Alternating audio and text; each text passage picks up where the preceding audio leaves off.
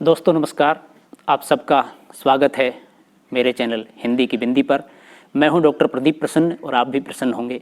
आइए कुछ नई बातें सीखते हैं आज के टॉपिक के साथ।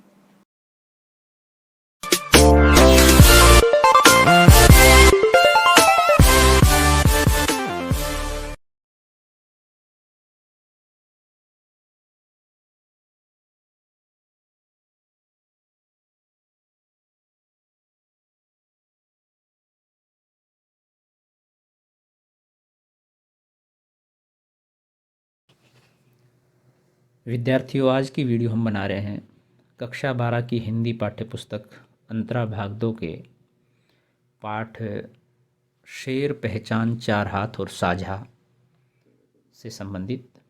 ये पाठ असगर बजाज जी ने लिखा है। इसमें 4 लघु कथाएं संकलित की गई हैं और इस वीडियो में हम जो चौथी लघु कथा है साझा, उसका वाचन करेंगे, उसका अर्थ, उसका भाव और व्याख्या करते हुए विश्लेषित करने का प्रयास करेंगे। इससे पूर्व हमने इस पाठ की तीनों लघु कथाओं से संबंधित और साथ ही एक वीडियो लेखक का परिचय और पाठ का सार समझाते हुए बनाई है। उसको आप चैनल पर विजिट करके प्लेलिस्ट में कक्षा 12 की वीडियो में सभी वीडियो देख सकते हैं आसानी से।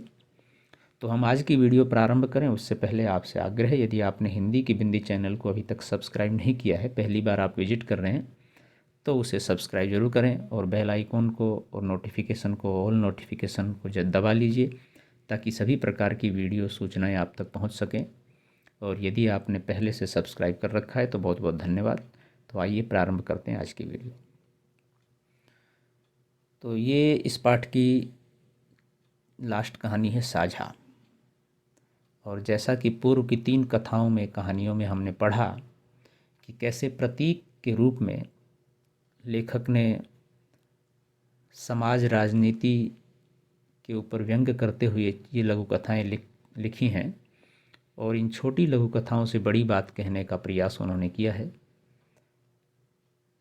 इस कहानी को हम पढ़ते हैं और जहाँ आवश्यकता लगेगी वहाँ आपको हम इसको समझाने का प्रयास करते हैं। उसके बाद में इन सभी पाठों से संबंधित प्रश्नों के उत्तरों के लेकर हम वीडियो बनाएंगे ताकि आप उन उत्तरों को लिख सकें, समझ सकें और अपनी परीक्षा में आसानी से उनके जवाब दे सकें। साझा। हालांकि उसे खेती की हर बारीकी के बारे में मालूम था, लेकिन फिर भी डरा दिए जाने के कारण वह अकेला खेती करने का साहस न जुटा पाता था। इससे पहले वह शेर, चीते और मगरमच्छ के साथ साझे की खेती कर चुका था। अब उससे हाथी ने कहा कि अब वह उसके साथ साझे की खेती करे। किसान ने उसको बताया कि साझे में उसका कभी गुजारा नहीं होता और अकेले वह खेती कर नहीं सकता। यानी कि दोनों स्थितियां हैं। साझे में उसका गुजारा नहीं होता यानी कोई ना कोई जो साझे में खेती करता है वो उसको नुकसान पहुंचाता है, उसके साथ बेईमानी करता है, इसलिए वो कर नहीं, साझे में जो अन्न पैदा होता है उसको हिस्सा बराबर नहीं मिल पाता है या कोई दूसरा कारण होगा और अकेला वो खेती करने में सक्षम नहीं है, जो भी कारण होंगे। इस बार वो हाथी के साथ साझा करना चाहता था या हाथी उसके साथ साझा करना चाहता था। शेर, चीते और मगरमच्छ के साथ वो पहले साझे में खेती कर चुका था किसान, इसलिए वे खेती करेगा ही नहीं। उसने मन बनाया कि क्योंकि साझे में खेती करेंगे तो बेईमानी होगी, अकेला कर नहीं पाएगा, तो खेती न करके कोई दूसरा काम करने का उसने विचार बनाया। लेकिन हाथी ने उसे बहुत देर तक पट्टी पढ़ाई अर्थात समझाया और यह भी कहा कि उसके साथ साझे की खेती करने से ये लाभ होगा कि जंगल के जो छोटे मोटे जानवर खेतों को नुकसान नहीं पहुंचा सकेंगे। यानी कि जो नुकसान पहुंचाते हैं हाथी से सब डरेंगे, तो हाथी आसानी के साथ उनको खदेड़ देगा, भगा देगा। तो इसलिए उसके साथ खेती करने में या उसका साझा में खेती करने में बहुत लाभ होगा उसको। तो ये ज्ञान, ये सीख हाथी ने किसान को दी और खेती की अच्छी रखवाली हो जाएगी, हाथी रखवाली कर लेगा। किसान किसी न किसी तरह तैयार हो गया और उसने हाथी से मिलकर गन्ना बोया। और इन सब चीज़ों के साथ साथ हाथी ने किसान को और भी अनेक तरह से प्रेरित किया कि उसके साथ उसके साझे में वो खेती कर ले, उसको लाभ मिलेगा, नुकसान नहीं होगा। और ये भी समझाया होगा खेती नहीं करेगा तो वो अपने परिवार का पालन पोषण कैसे करेगा, क्या खिलाएगा, क्या पिलाएगा। तो खैर, जिन भी कारणों से हाथी ने उसको समझाया, अंततोगत्वा किसान समझ गया किसी न किसी तरीके से, और हाथी के साथ साझे में खेती करने के लिए तैयार हो गया और गन्ना बोया गया। हाथी पूरे जंगल में घूमकर डुग्गी पीट आया कि गन्ने में उसका साझा है, इसलिए कोई जानवर खेत को नुकसान न पहुंचाए, नहीं तो अच्छा न होगा। अब हाथी ने अपना काम शुरू कर दिया, जंगल में सभी को सूचित कर दिया, देखिए किसान के साथ अब की बार उसने खेती में साझा लिया है और इस बार गन्ना बोया गया है, कोई भी जानवर उस खेती को नुकसान न पहुंचाए, अन्यथा मैं उनको नहीं छोड़ूंगा, उसका अच्छा नहीं होगा। ये सारी डुग्गी, ये सारा हल्ला हाथी ने पूरे जंगल में मचा दिया। किसान फसल की सेवा करता रहा और समय पर जब गन्ने तैयार हो गए तो वह हाथी को खेत पर बुला लाया कि चलिए अब फसल पक गई है तो उसे काटा जाए और बांटा जाए आपस में। किसान चाहता था कि फसल आधी आधी बांट ली जाए। जब उसने हाथी से यह बात कही तो हाथी काफ़ी बिगड़ा। अब हाथी ने आंखें दिखानी शुरू कर दी। हाथी ने कहा, अपने और पराये की बात मत करो, ये छोटी बात है, हम दोनों ने मिलकर मेहनत की थी, हम दोनों उसके स्वामी, आओ हम मिलकर गन्ने खाएं। अब इसमें हाथी ने चालाकी दिखा दी कि देखो बांटने की आवश्यकता नहीं है, क्योंकि इसमें क्या तेरा क्या हमारा, हम दोनों ने मिलकर खेती की है, बराबर मेहनत की है, तुमने उसमें पानी दिया है, मैंने उसकी रखवाली की है, जो भी और काम बांटे उस हिसाब से। तो ऐसा करते हैं कि मिलकर खाते हैं, आप खा लीजिए, मैं भी खा लेता हूँ, जितना खा सकते हैं, कोई दिक्कत नहीं।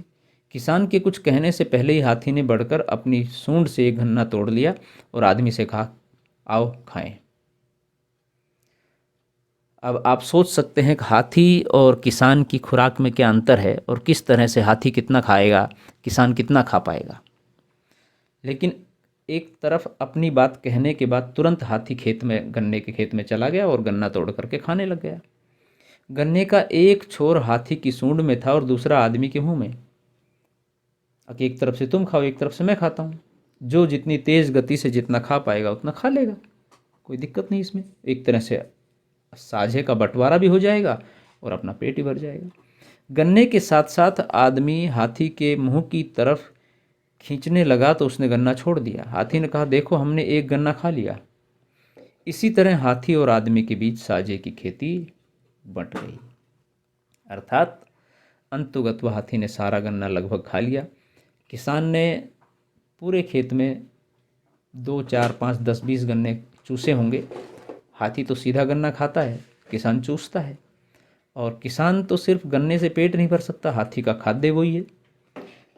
तो किसान बहुत नुकसान में रहा उस साझे में। वो तो चाहता ये था गन्ना आधा आधा करके अपने हिस्से का गन्ना वो बाज़ार में बेच आए और उससे जो पैसा मिले उससे अपने उपयोग की दूसरी वस्तु कर खरीद सके। तो खैर, इस तरह से इस साझे की खेती में किसान को घाटा रहा, हाथी को बहुत लाभ रहा। लेकिन हाथी ने चालाकी के साथ आदमी को, किसान को बेवकूफ़ बना दिया और उस खेती से खूब लाभ उसने कमाया, जानवरों तक को दूर रखा अपने डर की वजह से, और किसान से भी ऐसा साझा किया कि जिसमें उसका लाभ हो। तो विद्यार्थियों, ये थी आज की वीडियो। आपको कैसी लगी हमें ज़रूर बताएं। वीडियो आपने पूरी देखी, इसके लिए आपका बहुत बहुत धन्यवाद। आशा करते हैं वीडियो आपके लिए लाभप्रद रही होगी। यदि अच्छी लगी हो तो इसे लाइक कीजिए, शेयर कीजिए, कमेंट्स कीजिए और चैनल को सब्सक्राइब करना न भूलें। आपके मन में कोई सवाल हो, कोई जिज्ञासा हो, कोई प्रश्न हो तो आप कमेंट्स के माध्यम से बताइए, हम उसका समाधान करने का प्रयास करेंगे। आज के लिए इतना ही। नेक्स्ट वीडियो में नेक्स्ट टॉपिक के साथ हम फिर मिलते हैं। तब तक के लिए शुक्रिया, नमस्कार।